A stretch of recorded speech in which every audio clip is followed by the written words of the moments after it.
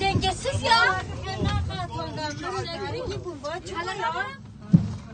Evet, kaza anından hemen sonra ölüm yolu sürüş.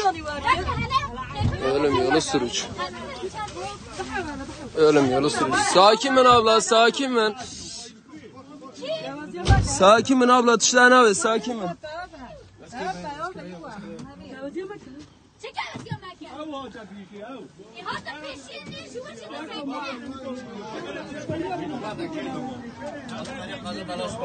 Amin.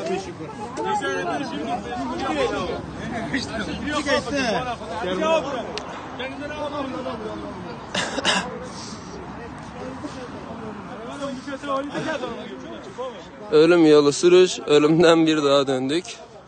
Vurduğumuz araç burada. Bizim aracımız burada. Allah'a çok şükür iyi kurtulduk. İyi kurtulduk.